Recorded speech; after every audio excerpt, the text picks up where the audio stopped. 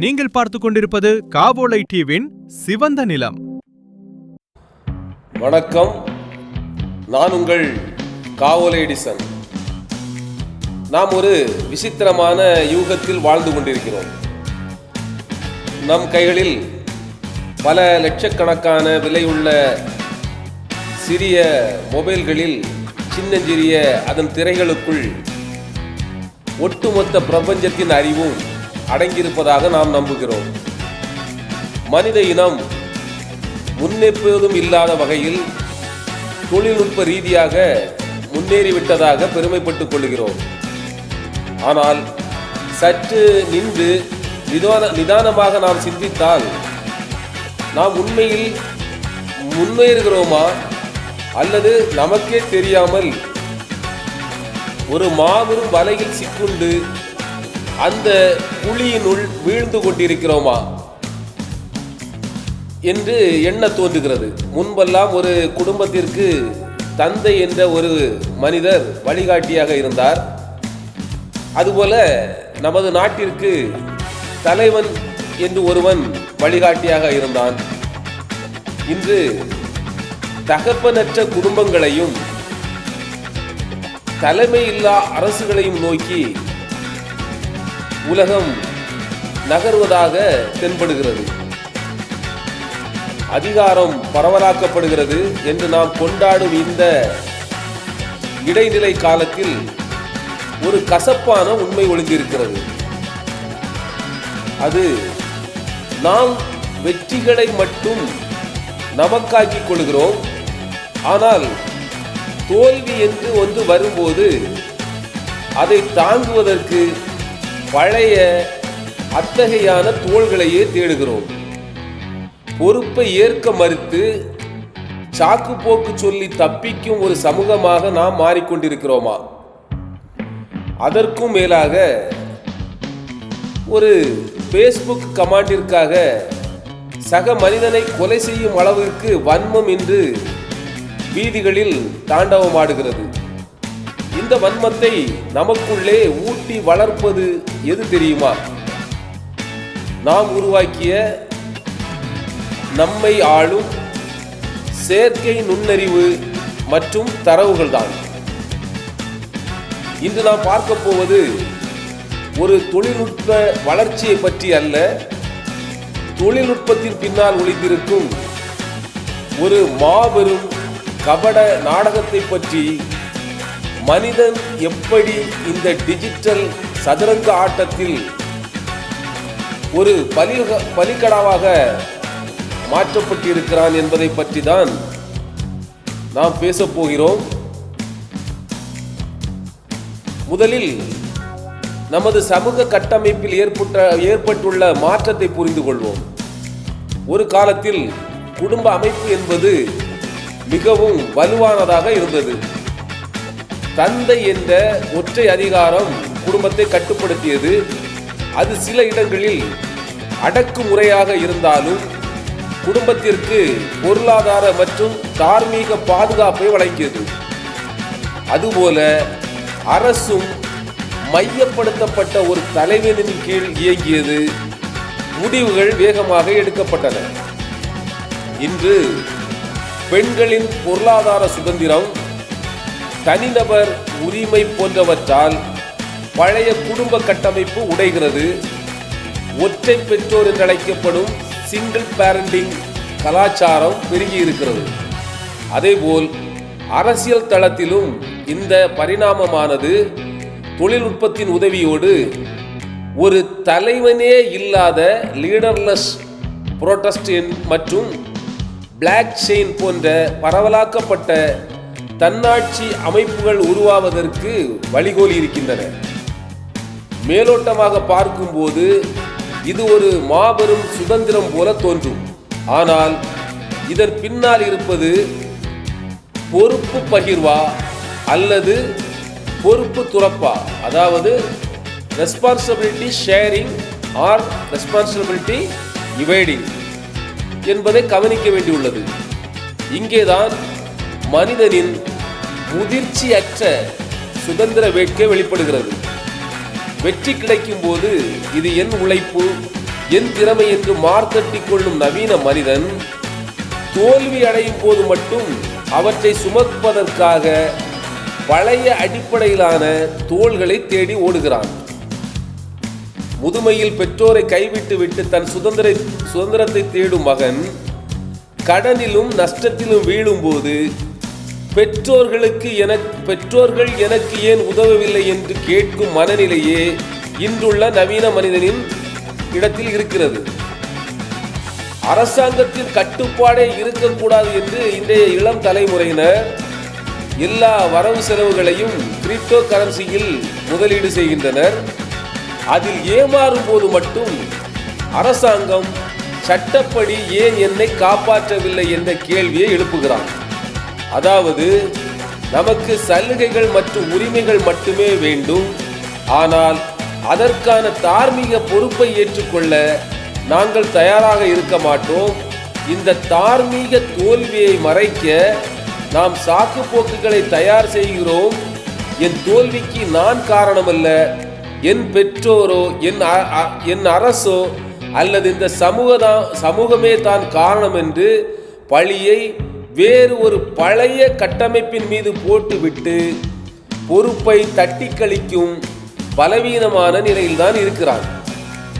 இன்று ஏஐ தொழில்நுட்பமானது இந்த பலவீனத்தை தான் தன்னுடைய கபட நாடகத்திற்கு முதலீடாக பயன்படுத்திக் கொள்கிறது. இப்பொழுது முக்கியமான கேள்விக்கு வருவோம். நாம் வாழும் இந்த டிஜிட்டல் யுகத்தில் மனிதனின் தார்மீக வீழ்ச்சிக்கு எவ்வாறு ஏஐ துணை போகிறது?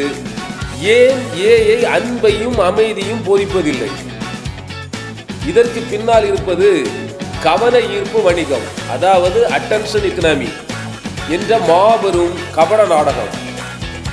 சமூக ஊடகங்களை இயக்கும் ஏஐ உங்களுக்கு தார்மீக ஒழுக்கத்தை பற்றியோ நீங்கள் நிம்மதியாக வாழ்கிறீர்களா என்பதை பற்றியோ கவலை கொள்வதில்லை.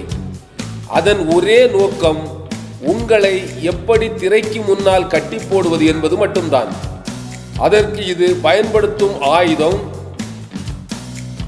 மனிதனின் கோபம் மற்றும் வக்கிர உணர்வுகள்.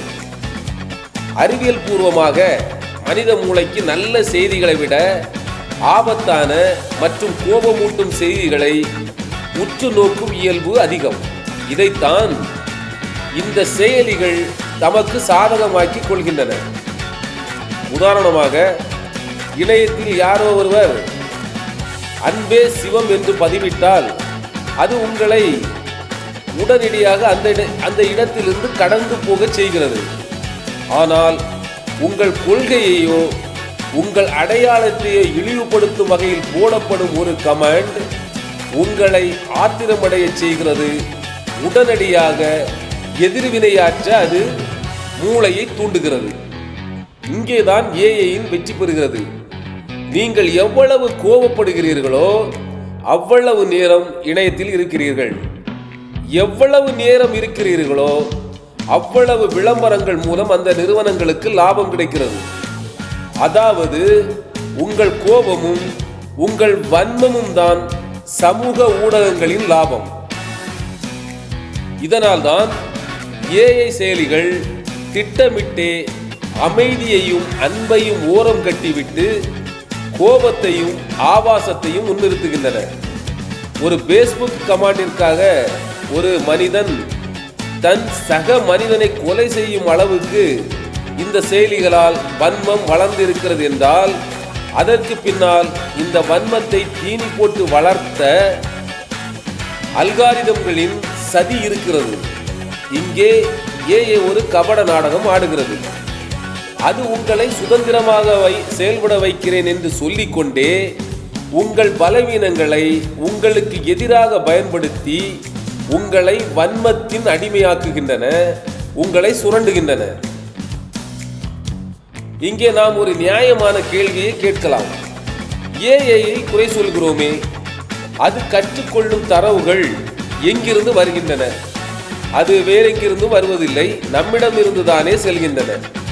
அப்படி என்றால் உலக தரவுகளில், அதாவது டேட்டாக்களில் நுண்ணறிவு, செயற்கை நுண்ணறிவு செயலிகள் செயல்படுவது இந்த தரவுகளின் அடிப்படையில் தான். உங்களுக்கு சொல்வதென்றால் டாட்டாக்களின் அடிப்படையில் தான். உலக தரவுகளில் மனித வக்கிரம்தான் பெருவி கிடைக்கிறதா என்ற கேள்வியை எழுப்புவோமானால் துரதிர்ஷ்டவசமாக அதற்கான பதில் ஆம் என்பதேதான், வேறு ஒன்றுமே இல்லை. வக்கிரம்தான் நிரம்பி கிடக்கிறது. நாம் நமது நிஜ வாழ்க்கையில் மிகவும் நாகரிகமானவர்களாகவும் பண்புள்ளவர்களாகவும் காட்டி நடித்து கொண்டிருக்கிறோம். ஆனால் நம் முகம் தெரியாத இணைய உலகில் அங்கு நம் முகம் தெரிவதில்லை. நாம் எப்படி இருக்கிறோம்? நிஜத்தில் யாரிடமும் பேச துணியாத ஆபாச பேச்சுகள், வதந்திகள், பிறர் மீதான வன்மம் ஆகியவற்றைத்தான் மனிதன் இணையத்தில் அதிகமாக தேடுகிறான், பதிவிடுகிறான். மனிதன் தன் வாழ்நாளின் உன்னதமான அன்பான தருணங்களை இணையத்தில் தரவுகளாக பதிவு செய்வதில்லை. ஒரு தாய் தன் குழந்தைக்கு ஊட்டும் அன்பு, பசியோடு இருப்பவருக்கு தரும் உணவு, சாலையில் ஒருவருக்கு செய்யும் உதவி, இவை எதுவுமே டிஜிட்டல் தரவுகளாக மாறுவதில்லை. அவை வெறும் உணர்வுகளாக நிஜ உலகிலேயே மறைந்து விடுகின்றன, நீண்ட நாட்கள் நிலைத்திருப்பதில்லை. ஆனால் மனிதன் கொட்டும் வக்கிரங்களும் கோபங்களும் இணையத்தில் நிரந்தரமான தரவுகளாக, அதாவது டேட்டாக்களாக நீண்ட காலத்திற்கு சேமித்து வைக்கப்படுகின்றன. ஏஐ என்பது இந்த இணைய தரவுகளை தின்று வளரும் ஒரு இயந்திர குழந்தை போன்றது. நாம் அதற்கு வக்கிரங்களையும் வன்மங்களையும் மட்டுமே தரவுகளாக கொடுக்கும் போது அது அதையே கற்றுக்கொள்கிறது. நாம் விதைத்த வக்கிரத்தை தான் அது அறுவடை செய்து பல மடங்கு பெருக்கி நம்மிடமே திருப்பி தருகிறது. இங்குதான் மனிதன் மாபெரும் பலிக்கடவாகிறான். தான் செய்த தவறுகளின் ஒட்டுமொத்த பிரதிபலிப்பான ஏஐயை பார்த்து இது ஏன் வன்மத்தை பரப்புகிறது என்று மனிதன் வியக்கிறான். ஆனால் இது தன் முகத்தை காட்டும் கண்ணாடியை உடைக்க துடிக்கும் முட்டாளாகத்தான் மனிதன் இருக்கிறான் என்பதை நமக்கு உணர்த்துகிறது.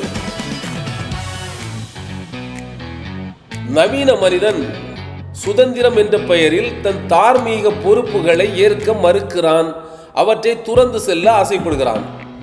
அவனது இந்த பலவீனத்தை பயன்படுத்தி கொண்டு செயற்கை நுண்ணறிவானது தன் வணிக செயலிகள் மூலம் மனிதனின் வன்மத்தை மூலதனமாக்கி பிழைக்கிறது. நாம் இணையத்தில் கொட்டிய வக்கிர தரவுகளின் மூலம் உருவான ஏஐ இன்று நம்மை கொலை செய்யும் அளவுக்கு வன்மம் கொண்டவர்களாக மாற்றியிருக்கிறது. அப்படி என்றால் இதற்கு தீர்வே இல்லையா? நாம் இந்த தொழில்நுட்ப நரகத்தில் வாழ்ந்துதான் தீர வேண்டுமா என்று கேட்டால் நிச்சயமாக இல்லை. தீர்வு தொழில்நுட்பத்தில் இருந்து இல்லை, அது மனிதனின் தார்மீக தேர்வில் இருக்கிறது. நீங்கள் எதை தேர்வு செய்கிறீர்கள் என்பதில் இருக்கிறது. முதலில் நாம் செய்ய வேண்டியது சுய விமர்சனம் செய்ய பழகுவோம். நம்மை நாமே கேள்வி கேட்கும் தன்மையை வளர்க்க வேண்டும். நம் தோல்விகளுக்கும் நம் கோபங்களுக்கும் செயலிகளையோ அல்லது பிற மனிதர்களையோ சாக்கு போக்காக காட்டுவதை நிறுத்துவோம். என் செயலுக்கு நானே பொறுப்பு என்ற தார்மீக முதிர்ச்சியை நமக்குள்ளே வளர்க்க வேண்டும். அதுபோல இரண்டாவதாக நாம் செய்ய வேண்டிய விஷயம் வன்மத்தின் சுழற்சியை உடைப்போம். இணையத்தில் வரும் கோபமூட்டும் பதிவுகளுக்கு எதிர்வினையாற்றுவதை நிறுத்துவோம். மன்னிப்பும் புறக்கணிப்பும் வன்மத்தை வளர்க்கும் செயலிகளை அவற்றுக்கு தீர்வு கிடைப்பதில்லை. ஏனெனில் டேட்டா வளராது அந்த விஷயங்களில். அப்படி நாம் செய்யும் போது அந்த செயலிகளை பட்டினி போட்டு கொள்ளும் மிக சிறந்த ஆயுதங்களாக நம்முடைய செயல்கள் மாறுகின்றன. மூன்றாவதாக டிஜிட்டல் உலகை விட்டு நிஜ உலகில் சஞ்சரிக்கும் ஒரு சமுதாயத்தை உருவாக்க வேண்டும். தரவுகளாக மாற்ற முடியாத நிஜமான அன்பையும் நேசத்தையும் மனிதர்களிடம் நேரடியாக பகிர வேண்டும். திரைகளுக்கு பின்னால் இருக்கும் போலி உலகை விட நம்மை சுற்றி இருக்கும் மனிதர்களுடன் உரையாடுவதை தொடர வேண்டும். ஏஐ என்பது நாம் உருவாக்கிய ஒரு வெற்று கண்ணாடி. அது தானாக தனிச்சையாக செயல்படுவதில்லை. அது காட்டும் வக்கிர முகத்தை கண்டு பயந்து ஓடாமல் நம் அகத்தை சுத்தப்படுத்த வேண்டும். நாம் ஒரு நல்ல ஒழுக்கமுள்ள நேர்மையான மனிதனாக வர வேண்டும். அவற்றை நடித்து கொண்டிருக்காமல் உண்மையாகவே சமுதாயத்தில் செயல்படுத்த வேண்டும். மனிதன் தன் தார்மீக பொறுப்பை ஏற்கும் போது வன்மம் நிறைந்த இந்த டிஜிட்டல் உலகம் மறைந்து அன்பும் அமைதியும் நிறைந்த ஒரு புதிய சமுதாயம் நிச்சயம் மலரும். அது நம் கையில் தான் உள்ளது. திரையை மூடிவிட்டு நிஜ உலகை நம்முடைய தொலைநோக்கு கண்ணால் பார்க்க தயாராகும் அந்த வேளையானது டிஜிட்டல் உலகில் மயங்கி கிடக்கும் இந்த சமுதாயத்தை மாற்றி உண்மையான ஒரு உலகை உங்களுக்கு காட்டும். முயற்சி செய்து பார்ப்போம். நன்றி, வணக்கம். நான் உங்கள் காவோலை எடிசன்.